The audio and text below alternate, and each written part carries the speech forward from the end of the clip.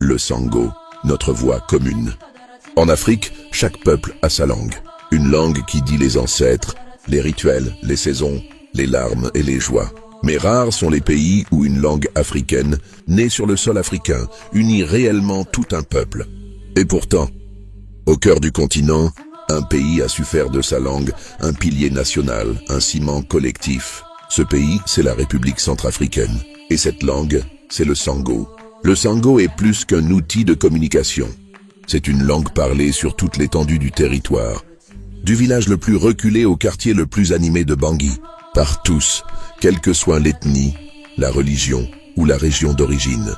Et mieux encore, le Sango est aujourd'hui la langue maternelle de la majorité de la population. Un fait exceptionnel sur le continent africain. Regardons ailleurs. Au Mali, la langue la plus parlée est le Bambara. Mais à Tombouctou, à Kidal, à Gao, on parle Songhai, Tamashek, Peul. Le Bambara ne couvre pas toute la nation. Au Burkina Faso, le Moré est majoritaire dans le centre. Mais à l'ouest, on parle Dioula. Au sud, Gurunsi. À l'est, Gulmantema. Aucune langue ne fédère tout le pays. En République démocratique du Congo, il y a 4 langues nationales. Lingala, Swahili, Chiluba et Kikongo. Le français reste la langue officielle, administrative, éducative, aussi médiatique. Le Swahili est très répandu dans l'Est, Kivu, Katanga.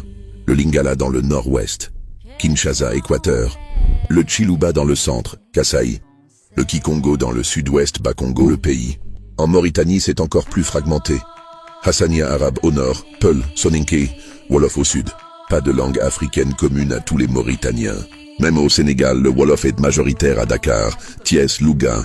Mais au Fouta, c'est le Peul. En Casamance, c'est le Diola. Le Wolof est une langue dominante, mais pas nationale au sens plein. Et même le célèbre Swahili en Tanzanie, bien qu'il soit langue officielle et très répandue, reste souvent une langue seconde. Alors que beaucoup de Tanzaniens parlent d'abord leur langue maternelle, Sukuma, Chagahaya Makonde. Alors centrafricains, centrafricaines, prenez conscience de cela. Nous avons une richesse que peu de nations africaines possèdent. Une langue nationale africaine qui est parlée par tous, est devenue maternelle, est porteuse de notre histoire et de notre avenir, et surtout ne divise pas. Le Sango, c'est notre trait d'union, c'est notre victoire culturelle, notre arme pacifique, notre atout politique dans un pays souvent tenté par la division.